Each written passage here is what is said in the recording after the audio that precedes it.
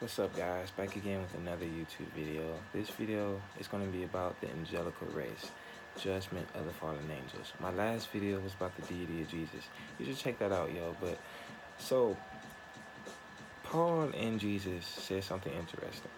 They says that Satan is the god of this world. So what happened was Adam gave dominion over to Satan by eating that apple. But this subject, we're going to talk about what does it mean for him being the ruler or God of this world. So if you go to Isaiah 14:12, verses through 7, verses through 12 through 7, Isaiah 14, verses 12 through 17, King James Version. So what it's explaining is that Satan was once named Lucifer, which means morning star or light barrier. This angel that was bright as the sun would eventually be formed into a serpent.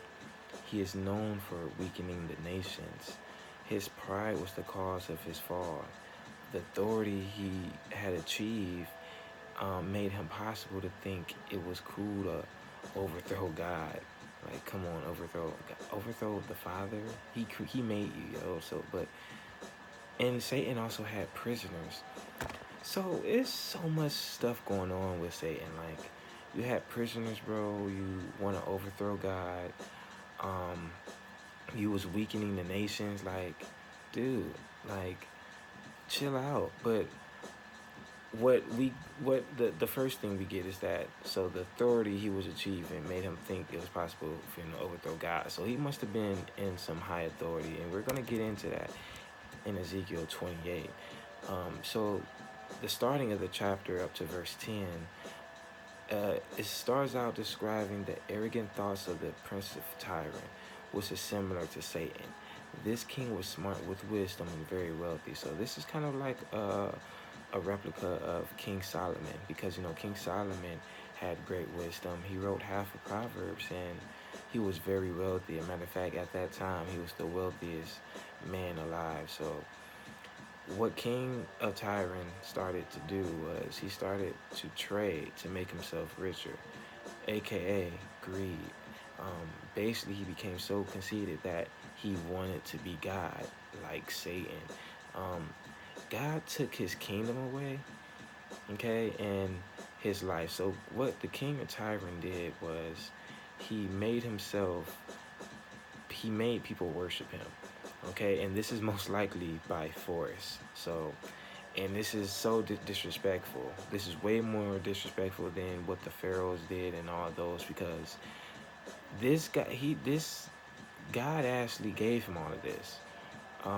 He said Tyron just turned his back on God and said, listen, I know you gave me this, but I'm taking over now. You can't, you can't take what's you giving me. That's the type of childish mindset he was having. But God took his kingdom in his life. But now verses 12 through 19 of Ezekiel 28, it goes into detail about the life of Satan. So seals, so if you go to verse 12, seals in Hebrew means completion. You can also go to Daniel 12:4.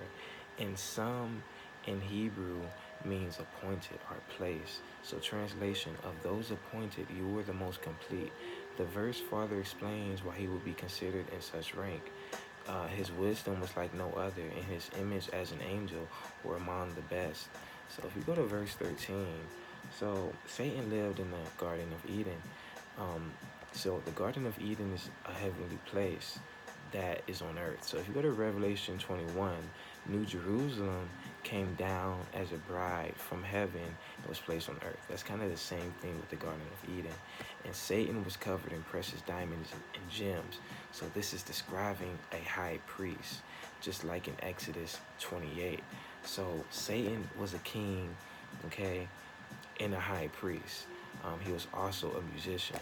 So this is important. Music affects our brain through our moods and conscious. In Babylon, in the book of Revelation, the fallen city were known for music. How ironic, right? So if you got to go to Revelation 18:22 for that. what's interesting though, many popular translations such as the NIV, ESV, in the New Living Translation, and all these other popular translations that's not the King James Bible, they cut the verse 13 short by not showing that there was music instruments prepared for him, that there was harp prepared for him. So they cut it short by not saying how Satan was a musician. And that's very important. So if you go to verse 14, we find out that Satan was an anointed cherub. So that goes back to what I was saying in verse 12, of those appointed, you were the most complete. He was an anointed cherub. Cherubs are angels with 4 wings and 4 faces. They're not little babies. I don't know why people will come up with this stuff, but they're not babies. They're completely very different than our thoughts. And so cherubs are the highest class of angels. And to me, all right, from what I observe, don't take my word for it, but I think they became seraphims with 6 wings. I think they got promoted. But so he was anointed cherub, which means he was the highest angel. I mean, for him to be the anointed cherub, so the cherubs are the highest class of angels. He's the anointed one. So this was the highest angel. He was in the highest position. Now, I know if you see my last video, you're probably wondering about the angel of the Lord. But you know, the angel of the Lord, we find out, was Jesus, and we know Jesus is not created. So Jesus is in the class of his own. He has nothing to do with all of this. But as far as creation goes, yeah, Satan was God's best creation. So what cherubs are supposed to do was to worship God. If you go to Ezekiel 1:5-11, and they are also guardians. One example is Genesis 3:24. Satan worshiped God through music, and I believe as anointed cherub, he was directing music. He was directing worship. But as a guardian, also as anointed cherub, he had multiple stations, while probably other cherubs had, probably stand out one, but he had multiple. So one was the Garden of Eden, okay, and the other one was on Mount Zion. So Mount Zion is a heavenly place. So it's in, but just like the Garden of Eden is a heavenly place. Mount Zion is actually in heaven, while Garden of Eden is on earth. So he was going back and forth from heaven to earth, and and he had to pass through these stones of fire. So these stones of fire are like stairs coming from heaven to earth. I believe that these stones of fires are planets. So this angel Lucifer, okay, was perfect in all aspects until foul intentions were found in him, his pride. Now if you go to verse 16, so Satan was trading through the routes of the stones of fire. So what happened is, whether I think the stones of fire is planets or not, okay, he still has to go through the second heavens. So Paul speaks of a third heaven, okay. So our first heaven would be the sky, okay. The second heaven would be space, and the third heaven would be the kingdom of God, God dwelling heaven. So he was trading, okay, through the stones of fire, which means he was trading through the second heavens, which means there must have been life form in the second heavens, or different planets, okay. It's crazy, yo. But yeah, so what happened is God kicked him out from Mount Zion. All right. Oh, sorry. Okay. So God kicked him out from Mount Zion, right? AKA heaven, and he has no access to the stones of fire. So, but we know he had access to get to heaven if you go to Job 1. So what I think this is concluding is his position demoted to an accuser. So God made him an accuser to test us. So he used Satan, okay, to test us. So that's why Satan is here. That's why he didn't destroy Satan off rip. It was to test us, to let us know, okay, well, not to let us know, but to see if we're fake. Basically to see how loyal we are. Because, the book of Job, the argument was that the only reason why Job is so righteousness is because he gets everything he wants. That was the argument from Satan. And that was just an illustration of, for all of us, that is what we go through every day. God has a counsel for every single person. Job was just shown as an example to see what happens in the meeting for us, for each every one of us. So that happens to every one of us, and Satan is trying to accuse every one of us. Like, it gets real. So if you go to verse 16, I was already at verse 16. Now, if you go to verse 17, so his heart turned into evil wickedness because of his beauty. His wisdom has fallen through an empty philosophy of his appearance. Remember, so Satan was one of God's best creations. From wisdom, from the beauty, like he was top notch. So if you go to verse 18, in this angelical era, there were still temples to worship God. Satan defiled the temples by trading. So remember, in verse 16, he was trading through the stones of fire.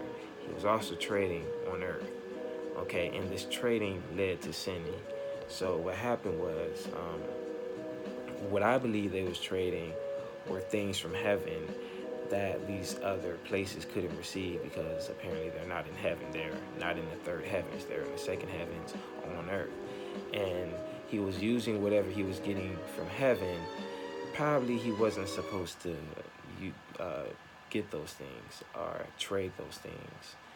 And I believe that they got to hold into some technologies. Actually, I think trading or merchandising, I think they was passing on knowledge, because you remember Satan was the best creation. And what was one of his attributes? Wisdom. So I think this trading was actually passing on knowledge that a lot of these entities that he's going to were not supposed to have. And they had they couldn't handle it, and they have sinned with these knowledge. So that's what I think that these tradings and merchandising is more knowledge. And this is where all the witchcraft comes from. This is where all the magic and sorcery comes from.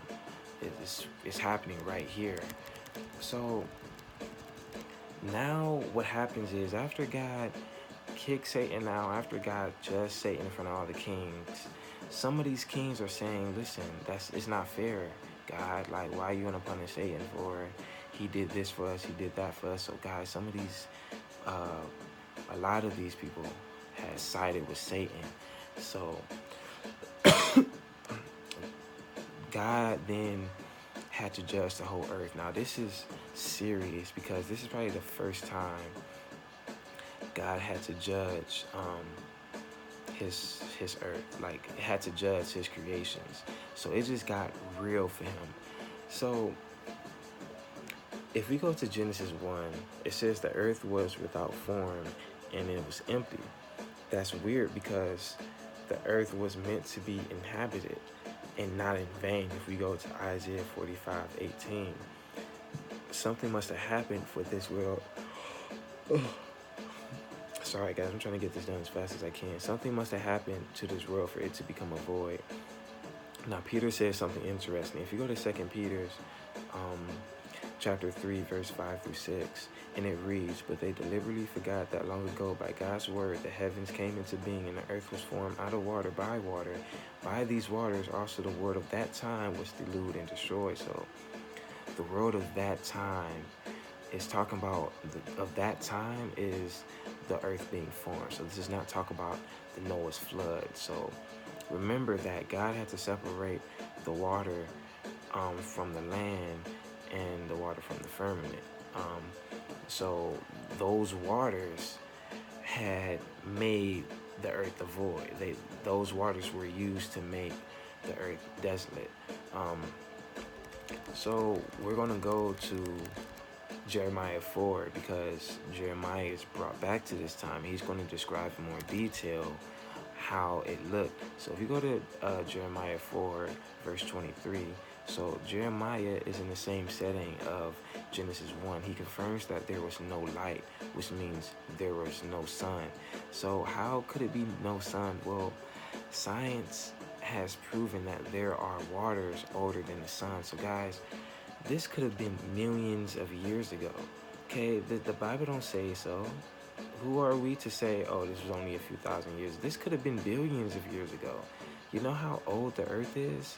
So now if you go to verse 24, he's describing how the formless shape looks. The mountains were broken down and the hills are out of place. In verse 25, it says, there was no man and all the birds fled. If we go to verse 26, he's saying there was destroyed cities and wilderness or deserts that used to be fruitful. So guys, all of this is saying that there was life formed before Adam. There was life here before the image of God creation came, which is us. So guys, there was cities, there were civilizations, there was order, there was government, and there was birds there too. So if you go to verse 27, so the Lord righteousness, judgment, destroyed the earth, but left it reserved for us. So he could have destroyed the whole earth off top. He could have just wiped it out of existence, but he said, no, I got a bigger plan, and that bigger plan was us. So if you go to verse 28, so after his judgment, God takes the sun away. So this result into the ice age. So if you go to Job 38, 29, 30, it reads, from whose womb comes the ice, who gives birth to the frost, formed the heavens when the waters became hard as stone, when the surface of the deep is frozen. So if you go to verse 29, so what happened is this is his judgment. So his judgment was sending an army from heaven. So he sent his armies from heaven to go to war. So this would most likely include Michael, the archangel, because after all, Michael is a warring angel. He's an archangel. That's what he do. And if you go to Daniel 10:13, Michael had to help Gabriel from being detained. And Gabriel later explained in that same chapter that him and Michael would go fighting. So guys, a lot of his angels were he had armies, so he was prepared for this. That means he knew this was going to happen one day. He's been prepared for this. So everyone in the cities fled, which means that all these angels, so there were still citizens, but they went to, so the citizens fled, and the horsemen could be referring to the four spirits in Zechariah 6, the cherubims. But whoever these people were, okay, they were powerful, since a lot of people fled without a fight. Like and you got to remember, even though this is an Angelic Race, they never been to heaven before. So they're probably just shocked as we would be. Yeah, they probably got certain powers that we didn't have in this angelical era. But remember, Satan had to go from heaven and earth. He had to go from heaven to the second heavens, trading through space, and then come to earth to trade. So why? Because they didn't have access. So Satan was doing all the work for that. So they was probably shocked. So they probably ran just out of fear, like, okay, I never seen nothing like this before. Like, what the crap is happening? So what happened is they can't die, because that angels can't die. So God separates them into different places. So one of the places was hell.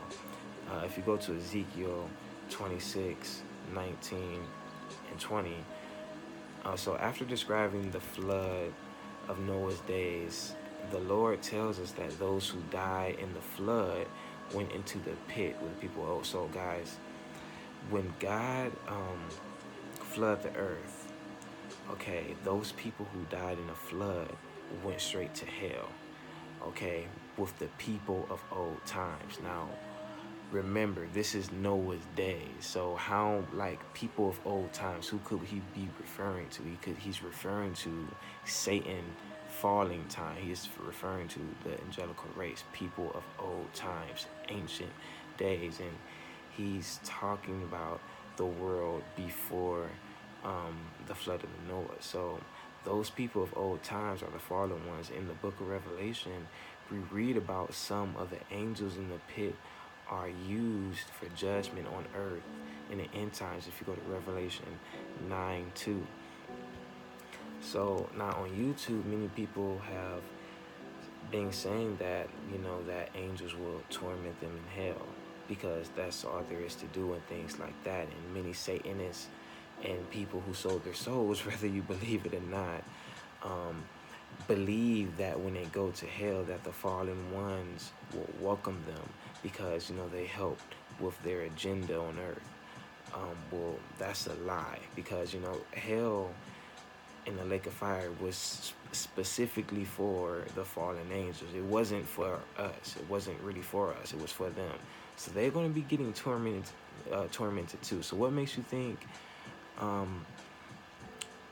you're going to be getting tormented by them? No, I think hell itself is going to be tormenting you. So if you think, and so for those who sold their souls, and these Satanists and these sorceries, these wishes, think that when you go to hell, you're going to be welcome. Well, unfortunately, hell is not controlled by the devil. It's controlled by God. The devil is not control of hell. No, sorry to tell you that. But Satan, when Satan goes to hell, he's going to be getting tormented just like everyone else. And anyway, okay, you won't be in hell forever. The final judgment is the lake of fire.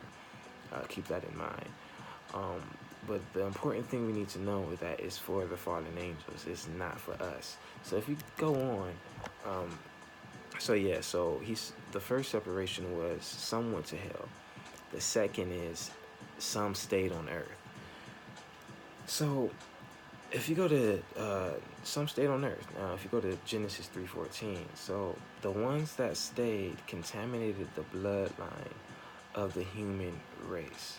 So there's reason for such violations. So one, okay, fallen angels wanted to overthrow God's creation with their own hybrids. So we're the image of God. They're not. Okay, they're jealous. Okay, they don't like us. Now, another reason is, so there was a prophecy that God promised Satan. It was a threat. It was saying that this is going to happen. This is in Genesis 3:15. This is talking about the seed, and that you're gonna bite the heel, but the heel is gonna crush your head. So Satan, this probably has Satan freaked out, like, oh man, okay, this is God talking to me, so it's definitely gonna happen. So he's probably thinking like, okay, I gotta stop this from happening. So what he did was, he got his fallen angels to have sex with earthly wives. Now I know this sounds crazy. Okay, you're never gonna hear this in church. I understand, but bear with me, yo. It was crazy when I found out too. So Jesus gives us a revelation of the order of the angels. He reveals to us that angels aren't meant to marry. If you go to Matthew 22:30, the sons of God mentioned in Genesis 6 chose not to follow that law. These sons of gods are not human, okay? If you go to Job 1:6 and Job 38:7, okay, they married earthly wives and created hybrid of giants. So if you go to Genesis 6:4, Nephilims, okay? So what happened? Okay, so what we need to understand and know today, okay? Remember Eve was talking to a snake, okay? this is a spiritual world. So until Noah, so between Adam and then Noah flood, okay, between that time it was a spiritual world. That's why in Genesis 6, I forgot which verse, he said my spirit can't live among them forever. That's exactly what he's talking about, because it was a spiritual world. So the angels, they was seeing these things, like these people were seeing the cherub, the cherubim guarding the Garden of Eden. Okay, remember I said the Garden of Eden comes from heaven.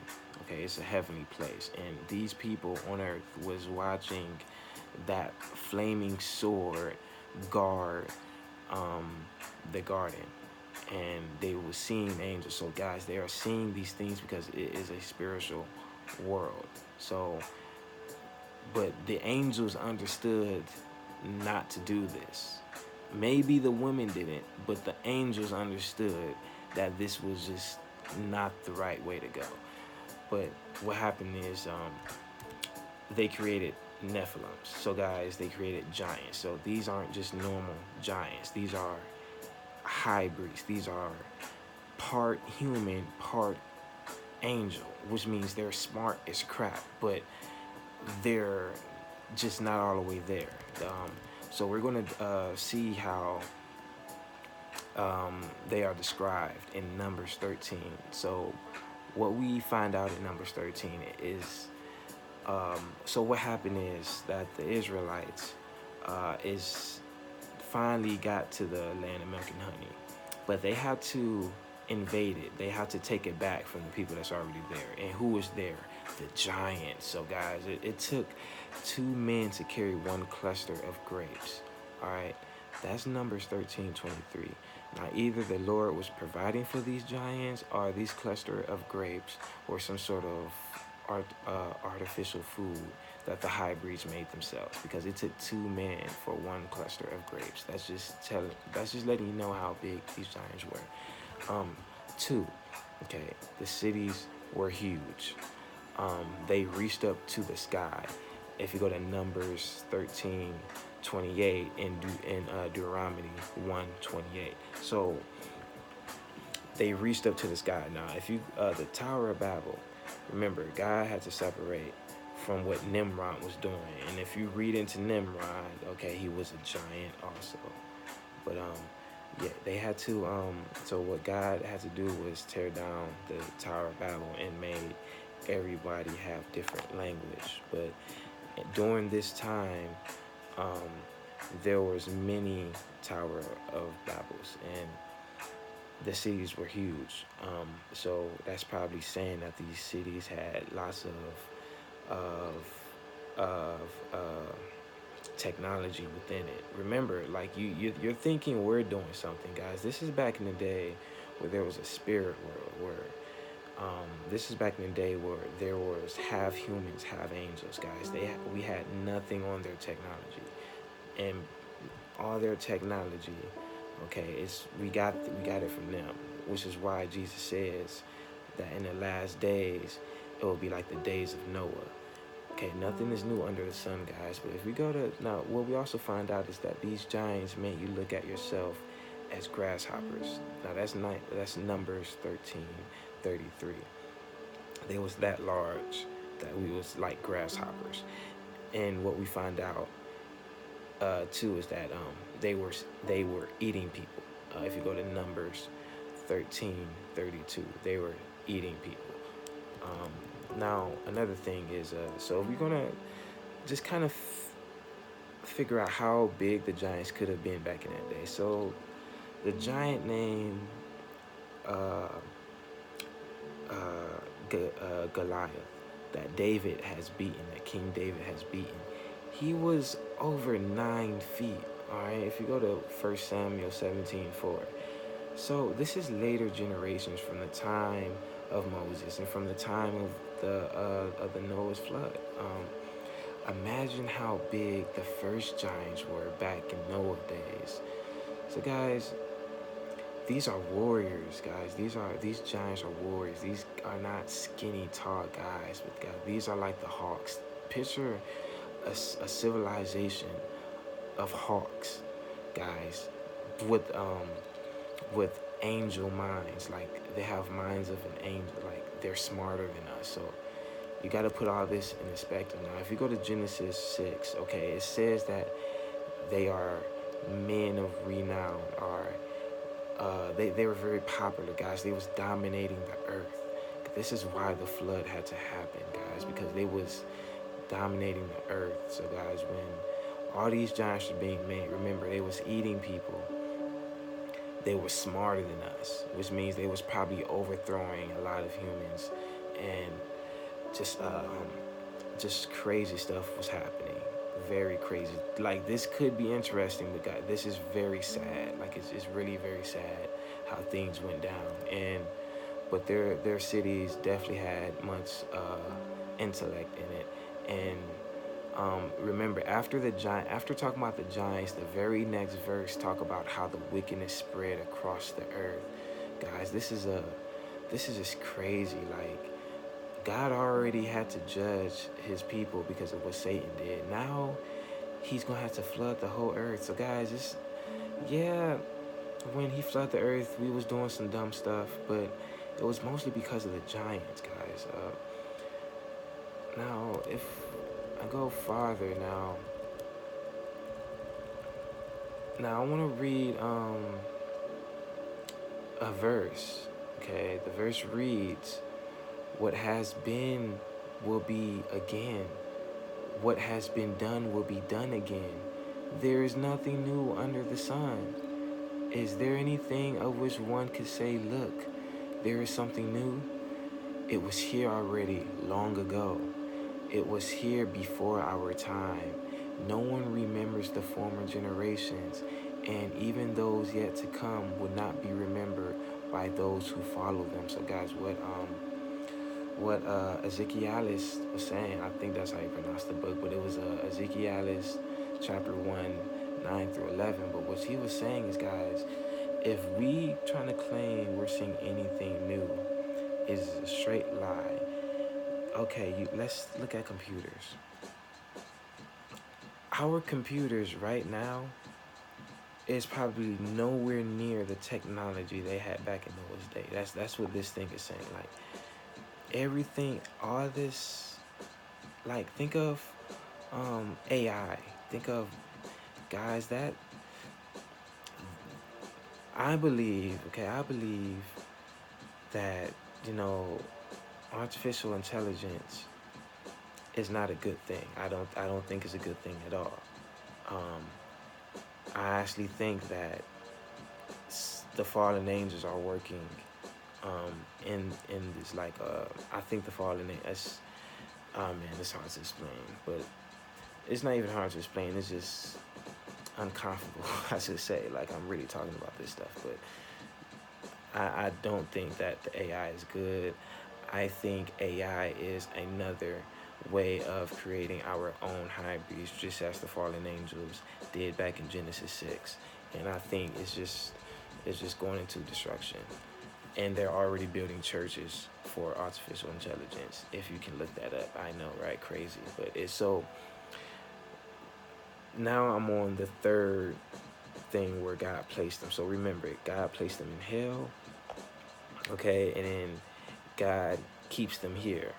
Now God separates others to other planets. So Paul gives us a revelation that is majorly overlooked. Paul confirms that there are other worlds or other planets. If you read Hebrews 1:2, it reads, this is the King James Version. I'm very bad at reading the King James Version, but here we go.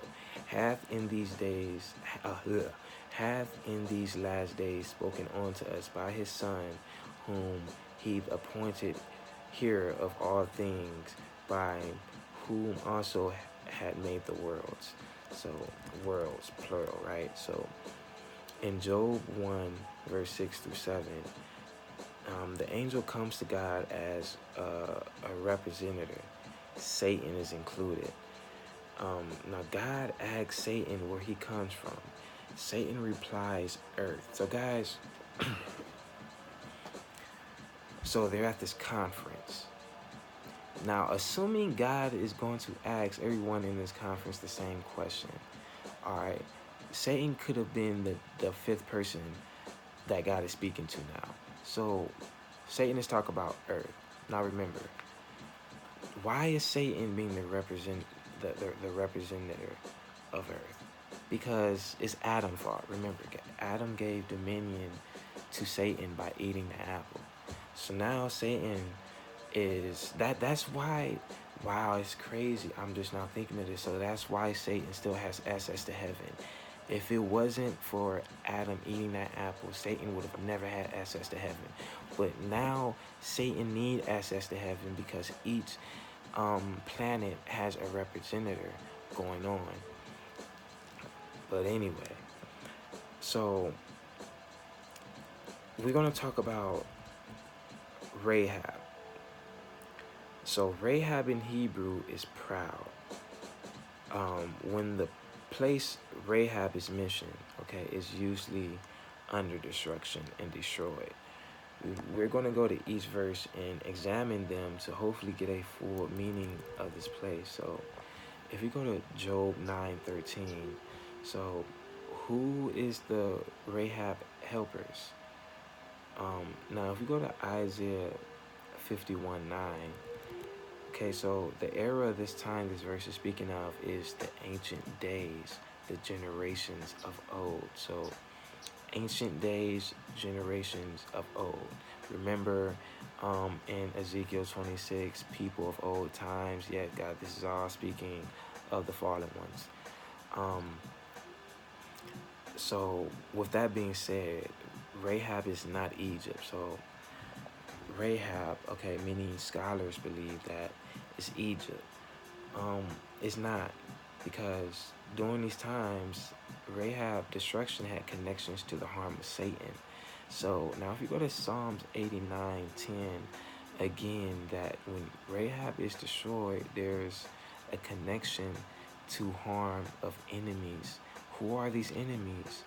Well, if Satan was involved, then this could have been his angels. So guys, if you go to Job 26:13-14, so this is so basically what all we're getting from here is that Rahab is one of the trading routes that Satan was trading. Rahab helpers was the fallen angels that sided with Satan. Rahab was a planet. So guys, Rahab was cut into pieces. Okay, if you, I think that was in Psalms 89. Okay, but remember, when I'm calling out these verses, pause the video and read these verses, because you're not going to get it if I'm just keep going on. I'm trying to make this video as fast as possible, and I'm already on 40 minutes, okay? But yeah, so it was a planet. This planet being cut into pieces. So what could this planet be? Well, it could be the asteroid belt. So many people believe that the asteroid belt wasn't the planet because of the gravitational pull of Jupiter, because it's right next door to Jupiter. But I don't believe that force was always there. I think God created that force. And it's between Mars and Jupiter, the asteroid belt. And so let me just pause. So guys, what does all this mean? Why is all this important? Why am I talking about this? Am I just bringing up a topic just to entertain y'all? No. I'm telling you that, guys, the times we're in right now, we're going to be where these fallen ones are controlling the earth. This is what I'm saying. This is what I'm trying to get at. If you go to Daniel 10:13, Gabriel is detained by the prince of Persia. How can a human detain an angel? That's because the prince of Persia was not a human. So Paul warns us that, evil forces and princes are from the heavenly realms, all right? These are rulers and kings in the worlds that we cannot see if you go to Colossians 1:16. All right, so remember, Satan wanted to be like God. Okay, so what happens is he have these fallen angels to work for him, and these fallen angels is reigning over these earthly kings, and a lot of these earthly kings are under these fallen angels, and they do rituals for Satan, just as the Israelites did these for gods, for God, like sacrificing lambs. Like instead of sacrificing lambs, these earthly kings were sacrificing children to Satan. Now, this is all in the Bible. I don't got to read no Illuminati book to tell you this. I'm just saying that, trying to get you to understand that, guys, this is not, we're controlled by unearthly beings. This is why Jesus has to come back in his glory form, because after all, he's not fighting against flesh and blood, okay? He's fighting against the princes and fatalities and authorities that you cannot see in this world, all right? And, a lot of these talks about aliens. Listen, there's no such thing as aliens. These are fallen angels. This is what I'm saying. These are fallen angels. Okay, guys? Ruling over earthly kings. So, guys, I hope this helps. You probably going to play this back again. I was going through it fast. I really hope this helped, guys. I love each and every one of you. Please get close to Christ. Repent. Whatever you think you're about to do, whatever you think you'll be like, okay, he's going to forgive me anyway. I'm going to just do it this one time. It's not worth it, okay? Jesus is not a pushover like that. I don't know who got you twisted, but yeah, stay put, guys. Love you.